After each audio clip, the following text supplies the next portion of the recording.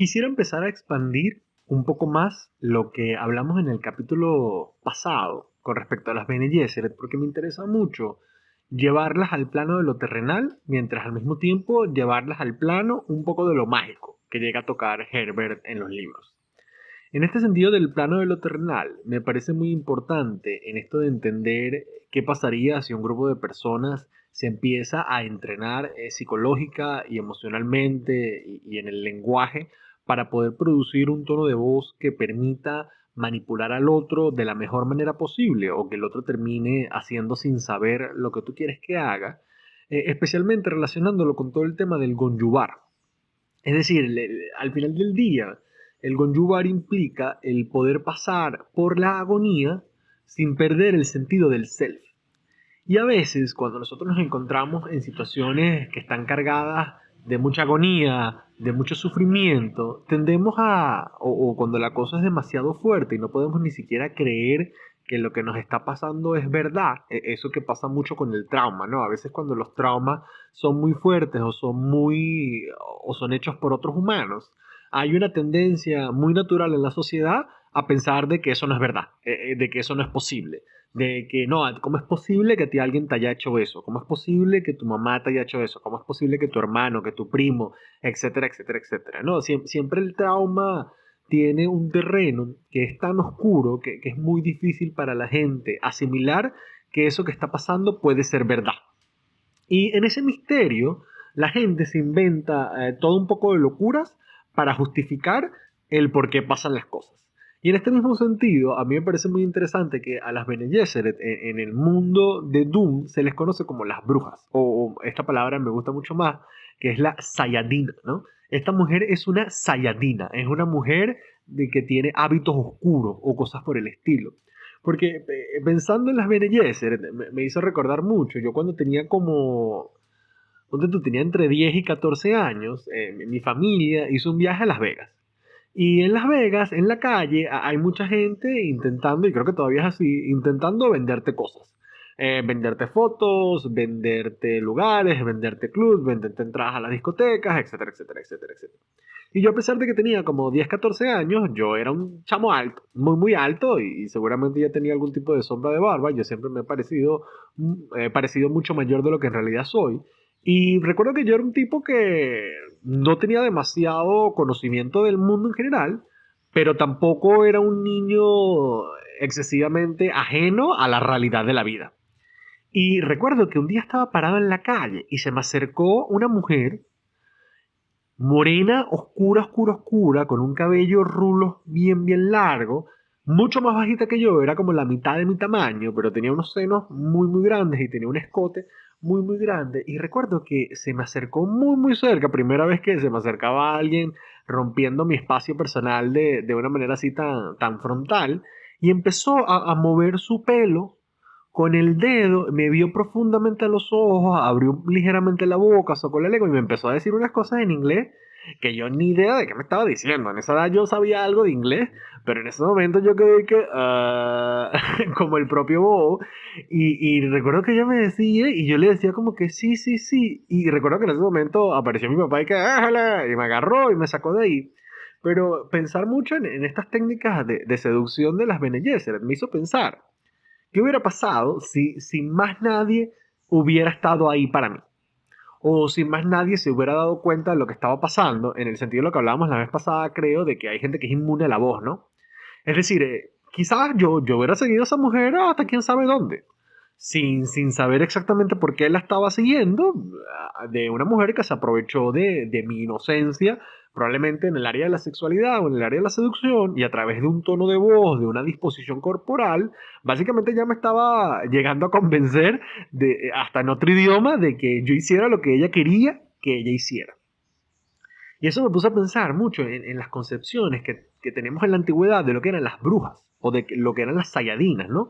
Es decir, si para mí un hombre de ciudad, un citadino, que acostumbrado a hablar con mujeres, acostumbrado a hablar en distintos entornos, la inocencia y el desconocimiento de que eso se podía hacer fue lo suficiente como para que de repente yo estaba haciendo que sí, sin saber qué es lo que estaba pasando. Imaginen cómo era para un niño granjero, ¿no? Un niño granjero que lo que conocía era su familia, a su papá, no tenía muchos amigos alrededor, no tenía internet de donde sacar información, no tenía ni idea de cómo funciona el mundo o de cómo funciona la sexualidad, más allá de que eso es un pecado castigado por la iglesia. ¿Qué pasa si de la nada aparece una mujer queriendo seducir a ese niño? Oye, y de las mujeres que están escuchando aquí hoy, hombres también, si ustedes se ponen, intentemos por estos momentos ponernos en esta disposición, tomando en cuenta que hay gente que lo hace. Hay gente mayor que deliberadamente se encarga de seducir a gente menor de edad, eso que se conoce como grooming, ¿no?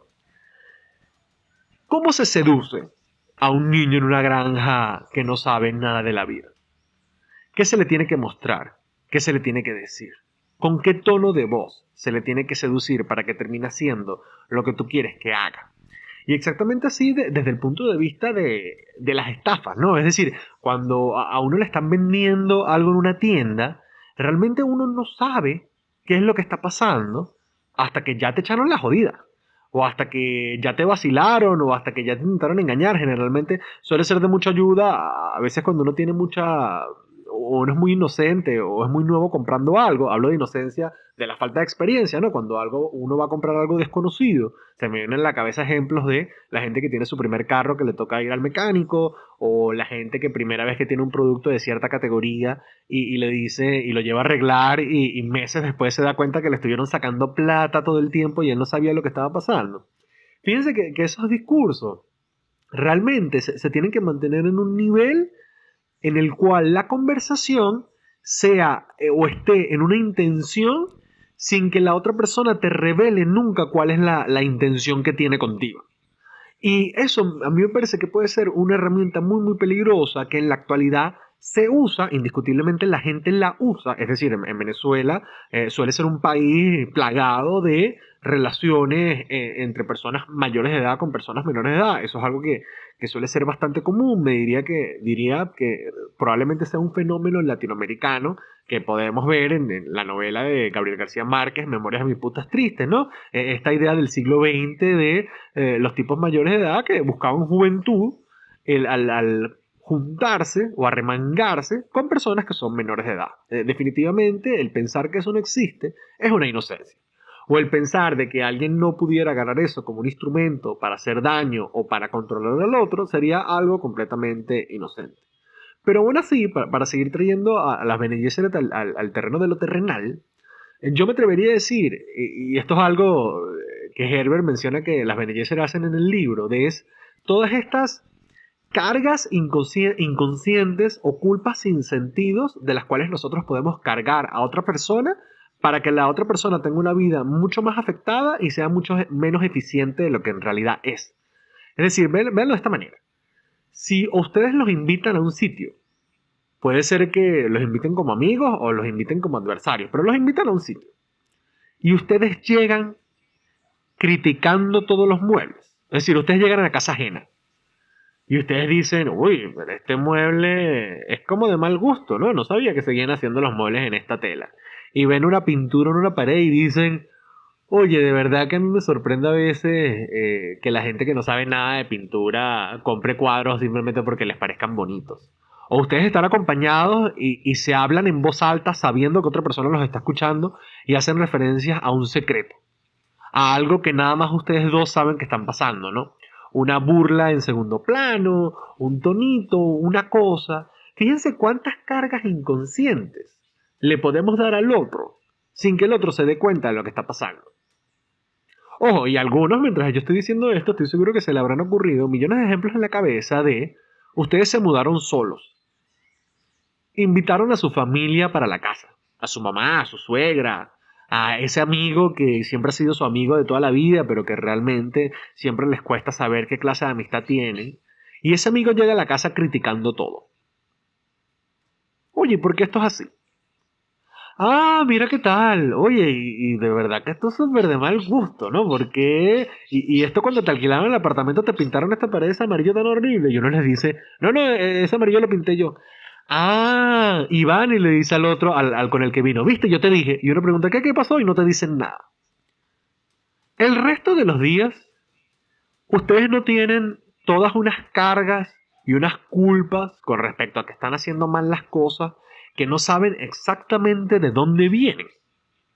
Y que la única manera en la que ustedes se dan cuenta de dónde pueden venir es cuando esa persona a la que ustedes invitaron dejó de estar en la casa y se fueron, y a la medida que van pasando los días ustedes se sienten mucho más relajados, mucho más tranquilos, mucho más estables, y después de muchas veces que pasa eso, a veces eso es algo muy difícil de darse cuenta para todo el mundo, y no solo lo digo desde un punto de vista personal, sino también desde la experiencia de trabajar con personas en un ámbito terapéutico. La gente se les suele dar muy difícil darse cuenta de esas cosas, porque fíjense la cantidad de cargas y culpas inconscientes que tenemos de simplemente otro metiéndose con tu inmobiliario de una manera impersonal.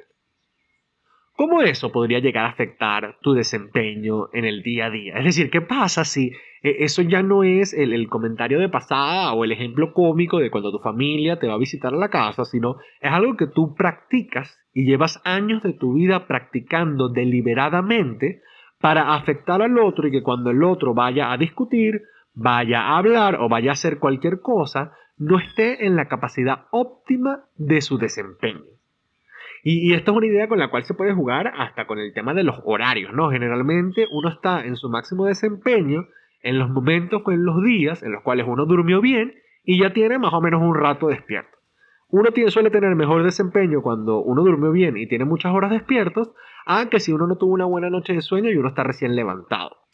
Fíjense cómo desde el punto de vista de la voz o de la manipulación psicológica nosotros podemos empezar a fastidiar el desempeño del otro si simplemente no les damos las condiciones ideales para que ellos puedan hacer lo mejor que puedan hacer, pero que sin que se den cuenta.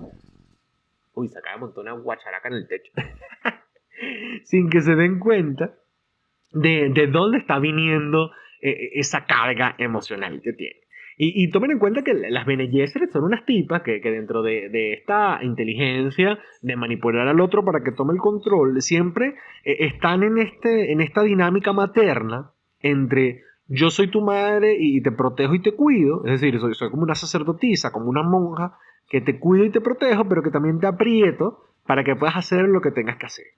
Y dentro de ese aflojar, las Bene Gesserit a lo largo de la historia, según los libros de Herbert, son las que se encargaron de establecer las creencias religiosas de las distintas sociedades a través de algo que ellas llaman la misionaria protectiva. Es decir, simplemente una iglesia universal. Ellas leen de todas las religiones, llegan a un sitio, ven cuál es la religión que está funcionando, y si esa es una religión conveniente para sus propios planes, que sus planes es simplemente que las Bene Gesserit sigan existiendo y planificar estos genes para que sigan mejorando a lo largo del tiempo de manera excesivamente controlada, ellas manipulan las religiones.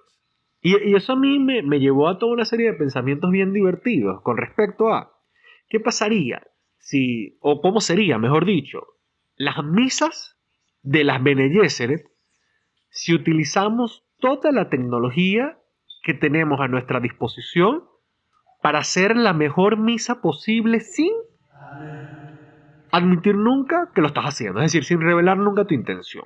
Y se los voy a poner de esta manera. Si alguno de ustedes alguna vez ha tenido la dicha, y digo dicha porque es realmente una dicha, de asistir a una misa o a un concierto tipo gospel, habrán descubierto que es muy fácil, así uno no tenga ningún tipo de intención religiosa o de creencia en el más allá, una suerte de conexión espiritual con lo que está pasando, nada más en el escalofrío del cuerpo, de la música sintonizándose con las palmas y con todo lo que está pasando y con el tono de voz y con el salmo, es decir, las misas tipo gospel, y les invito a buscarlas en YouTube si tienen la oportunidad de verlas. Yo alguna vez tuve una oportunidad de ver una en vivo de una banda de gospel estadounidense que hizo una gira pequeña de conciertos aquí en Venezuela. Yo tuve la oportunidad de asistir a uno y me pareció una experiencia increíble, una cosa de que yo dije, mira, a mí no me provoca ir a misa nunca, a menos que las misas sean así. Ahora véanlo de esta manera. En este mundo en el cual todas nuestras conductas están registradas, todos nuestros datos están registrados, todas nuestras preferencias están registradas de acuerdo a nuestro historial de compras de Amazon, la cantidad de tiempo que nos quedamos pegados en una imagen de TikTok, el tipo de publicidad que nos sale en Instagram, el tipo de palabras que solemos utilizar en los chats de WhatsApp. Es decir, por ahí, en muchos lados, hay una base de datos de todas nuestras preferencias. ¿Qué pasa si nosotros nos registramos en una iglesia porque somos parte de una comunidad y ese registro va a una base de datos que cuando nosotros entramos a la misa hay una cámara en la entrada de reconocimiento facial, como lo están utilizando distintos países como China y sus derivados, es decir, reconocimiento facial en la calle, de que cuando uno entra a la iglesia sepa exactamente quiénes son cada una de las personas que está ahí y saca un promedio con base a edad, con base a nivel socioeconómico, con base a tipo de vivienda, con base a tipo de carrera, cuáles suelen ser los olores que evocan las sensaciones más nostálgicas en todos los que están presentes en la misa. Y eso al mismo tiempo se calibra con una máquina de incienso que va mezclando los olores para evocar el olor ese olor como prima materia de la experiencia religiosa. Es decir, fíjense cómo un buen olor nos puede llevar a un recuerdo de la infancia bellísimo que lo valoramos y que le quitamos todo el miedo porque podemos recordar exactamente cómo es. ¿Qué pasa si las misas que construyen las Bene Gesserit tienen esa carga de manipulación y de show business, ¿no? Como si de verdad fuera un espectáculo?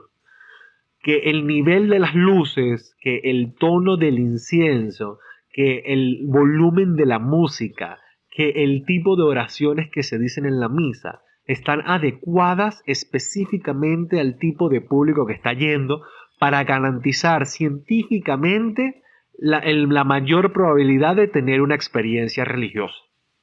Es decir, nos hemos puesto a pensar de qué implicaciones va a tener el poder tener todas estas bases de datos de la persona y poder empezar a introducir simulaciones de experiencias religiosas que les permita conectar con algo que es mucho más divino o con algo que es mucho más trascendental.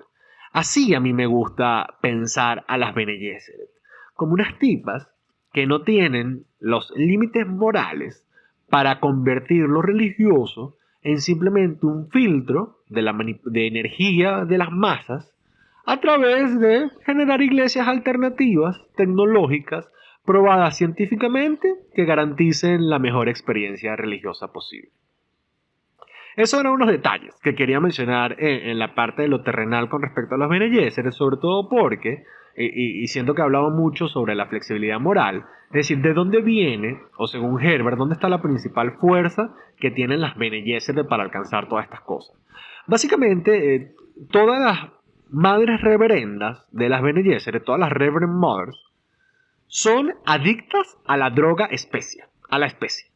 Que básicamente la especia es una suerte de narcótico que genera alucinaciones y que si uno se somete a grandes dosis de esa especia, según la teoría de Frank Herbert, uno puede llegar a despertar los recuerdos de todos los antepasados que viven adentro de uno. Es decir, esta es la propuesta de Herbert, que a mí me parece esta propuesta interesante por esto. En la actualidad tenemos todas estas propuestas de Marvel desde el multiverso, que a mí eso me parece una ridiculez cobarde. Es decir, estar por ahí pensando que hay otro universo donde hay alguien que está uno mismo, pero haciendo cosas distintas a las que uno hace, o que hay multiversos donde hay humanidades que son malas, hay otras que son buenas, hay otras que son científicas, hay otras que han sobrevivido, hay otras que han fallecido. A mí eso me parece una ridiculez, porque me parece que le quita el empoderamiento al humano. ¿Cómo? Si nosotros nos vamos a convertir en algo, no nos vamos a convertir en algo por una casualidad al azar de la infinitud o la infinidad o lo infinito del universo, sino que si nosotros nos vamos a convertir en algo, va a ser por las consecuencias de las acciones que tomemos en nuestra relación con el mundo y con el universo. Eso a mí me parece una filosofía de vida que vale la pena rescatar, no esa cosa floja de los multiversos que gracias a Dios tuvo un pique muy muy alto de moda y eventualmente se va bajando. Bueno, por lo menos esa es mi percepción general.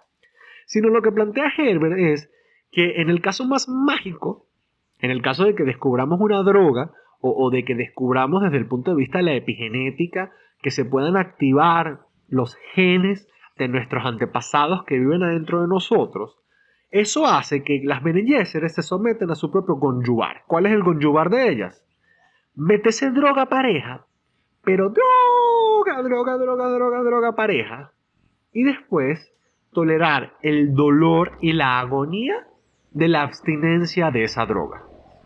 Y en ese proceso, si son capaces de tolerar esa agonía del conyugar sin perder la sensación de self, van a salir con la conciencia de todo el resto de las personas y de los antepasados que vivieron antes que ellas, principalmente mujeres. Principalmente, bueno, solo mujeres. Es el planteamiento, pero quisiera plantear esta idea desde lo generalizado porque es una idea que explora el libro a través de la figura de Leto Atreides y me parece mucho más sensata explicarlo así, ¿no? Ellas dicen que apenas ellas tienen las memorias de todos sus antepasados, ven todo lo que sus antepasados vieron, viven todo lo que ellos vivieron y se tienen que separar de eso para no volverse locas y que no pasen dos cosas, ¿no? Quedar tan traumada que ni siquiera puedas volver a hablar de las cosas tan horribles que pudiste haber visto. No solo que tus antepasados sufrieron, sino que tus antepasados hicieron, que ya vamos a ampliar mucho más esa idea que me parece interesantísima y muy relevante para lo que estamos hablando, sino para que también no quedes poseído por una memoria en tu cabeza que no eres tú. Eso para las Bene Gesserit es la peor forma de enfermedad, que es tú te conviertes en una abominación. Te conviertes en un individuo preso de tu propia psicosis. Es decir, presos de recuerdos en tu memoria genética que pretenden que tú vivas la vida como ellos quieren y tú no tienes una vida única y propia. Esa para las Bene Gesserit es de las enfermedades que más tratan mal. Pero en este mismo sentido de no solo ver y vivir lo que tus antepasados hicieron, es de ahí de donde viene esta idea de que las Bene Gesserit no tienen ningún tipo de moralidad que las someta a solo querer ser buenas. Porque parte de darte cuenta de quiénes eran tus antepasados o entender eso, te pone en esta posición. Los que vivimos en Venezuela, vivimos como mínimo 200 o más años de historia de guerras, violaciones e invasiones. 200 años antes, tenemos una historia de la humanidad llena de guerras, violaciones e invasiones y torturas. Retrocedemos esos 2000 años más y tenemos una historia de la humanidad llena de violencia, guerras, violaciones y torturas.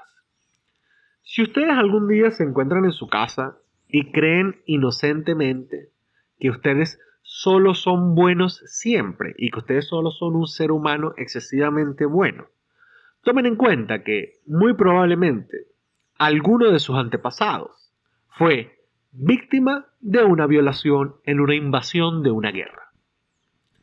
Por lo tanto, dentro de sus antepasados no solo están las víctimas de violación, sino dentro de sus antepasados también hay violadores. En la línea genética de todos los que estamos vivos, la razón por la cual estamos vivos es porque somos los que sobrevivimos. Que a lo largo de la historia, ¿quiénes han sobrevivido? ¿Solo los buenos e inocentes? No.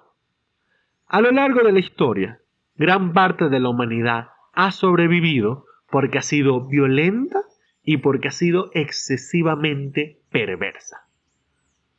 Una vez que una Bene Gesserit se da cuenta de eso, entiende que nadie es bueno ni es malo. Eso es una concepción desde el absolutismo que no tolera la paradoja.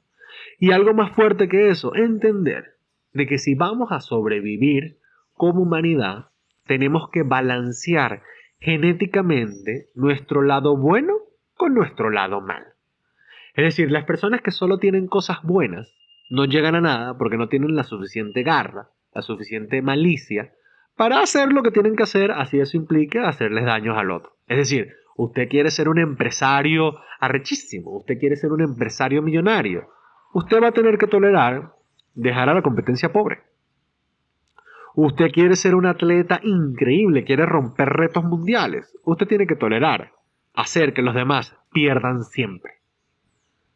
Y así sucesivamente con todo. Entonces, parte de esta manipulación que tienen las Bene Gesserit con respecto a la genética es estar constantemente balanceando los que son demasiado malos y atroces, que llevan a la humanidad a una destrucción inminente porque no tienen regulado su propia capacidad de ser malos, y aquellos que son tan buenos y tan bondadosos que terminan llevando también a la humanidad a una destrucción inevitable porque deja que la gente mala o la gente que tiene mayor potestad para ejercer actos perversos o tiene mayor tolerancia para ejercerlo, pueda hacer lo que les da la gana. Entonces, en esa superioridad moral que se encuentran las Bene Gesserit, ellas se sienten como una especie de maestras que tienen que enseñarle a todo el mundo siempre una lección. Y la lección es, siempre hay que garantizar la supervivencia, sea como sea necesario, controlando todo. Y en este mismo sentido, una de las cosas que más afecta a las Bene Gesserit como sociedad es la idea del amor. Estas brujas, estas sayadinas, están muy en contra del amor. Piensan que el amor es una emoción peligrosa para sentir porque el amor es excesivamente transgresor. El amor no respeta los controles, el amor no respeta las autoridades. Y para mí la figura de Jessica, la madre de Paul Atreides, por eso es una figura tan importante. Ella es parte de las Bene Gesserit, pero su amor tan grande por su familia y por sus hijos, hace que ella haga lo necesario para garantizar la supervivencia de aquellos que ama, así eso implique poner en riesgo la supervivencia de sus hermanas. Este concepto del amor a mí me parece importantísimo porque yo creo que de ahí un poco se copia Interestelar cuando habla del amor como la única cosa que trasciende el tiempo, el espacio y otro tipo de cosas. Porque realmente si hay algo que rompe constantemente la historia de la humanidad es que exista el amor. Y esto lo podemos ver en distintas historias, ¿no? ¿Cuántas veces ustedes no tenían una vida planificada de cómo tenía que ir todo y un gran amor rompió eso y gracias a todo que lo rompió y permitió que el mundo empezara de otra manera? Las Bene Gesserit no toleran el amor porque no toleran que el amor va por su cuenta, que es imposible de controlar, que es transgresor bajo su propia naturaleza. Y este es un detalle que es hasta cómico, ¿no? ¿Cuál es la herramienta para destruir a uno de los entes más poderosos? El amor. Y al final del día, hasta desde un punto de vista mitológico, el amor es el arma, la única arma que tenemos contra los dioses es el amor. Dios, y ya voy a decir Dios aquí desde un punto de vista metafórico, abstracto, pero también desde un punto de vista terrenal, como lo podían pensar los dioses griegos, solo sobreviven en la medida en que nosotros les demos amor. Si nosotros no damos ese amor a lo fe, a lo divino, a lo sacro, los dioses dejan de existir. Los dioses solo existen porque nosotros estamos dispuestos a darles nuestro amor. Cuando no rezamos por ellos, se debilitan.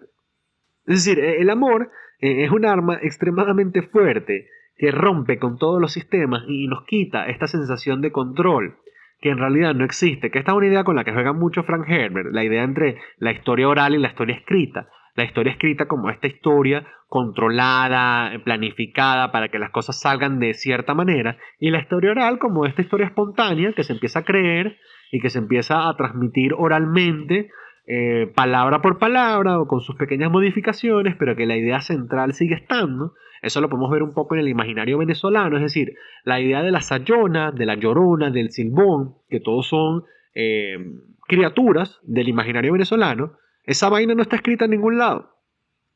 Eso es historia oral. Las cosas no solo se preservan si las planificamos y las ponemos en un papel. Las cosas también se pueden preservar simplemente si se dejan al aire y llegan a un punto común eventualmente. Entonces, en este sentido del amor, yo quería expandir un poco más sobre las Bene Gesserit, porque el siguiente tema en el que quisiera pasar más tiempo, o el que me parece más importante tocar después de las Bene Gesserit, es toda la idea de todo el sufrimiento de Paul Atreides convirtiéndose en el elegido, y cómo al mismo tiempo eso que le pasó es culpa del amor de su madre, y cómo se salva gracias a el amor de su madre. Que para mí esa es una idea muy hermosa con la que juega Herbert dentro de lo femenino, porque él agarra como, es decir, dentro de esta idea de la feminidad y el poder que va a tener en el futuro, que se plantea Herbert, ¿no? Como este cambio de roles, Herbert se plantea un futuro en el cual los ejércitos ya no van a ser de hombres, sino los ejércitos van a ser exclusivamente de mujeres. Y así como los hombres en los ejércitos ejercen la violencia sexual a través de violaciones para controlar a los presos, para controlar y amenazar y amedrentar a los civiles, Heber se plantea que los ejércitos femeninos también van a ejercer violencia sexual, seduciendo a hombres y esclavizándolos con sus capacidades increíbles para tener sexo divino que haga que los hombres se queden enganchados. Eso es algo que plantea Herbert que a mí me parece muy interesante, ¿no? La idea de cómo cada uno de los géneros, o hay distintas expresiones de la feminidad o de la masculinidad o de cualquier otra expresión en el medio que salga futuro, cómo esa expresión va a ejercer la violencia y la violencia sexual. Entonces, estas eran un poco las ideas que quería comentar al respecto. No voy a expandirme mucho más en este momento con todo el tema de la especia, porque a la especia me parece que hay que dedicarle un capítulo entero, que probablemente sea el siguiente. Entonces, nos vemos en el siguiente capítulo de este análisis psicológico de Dune.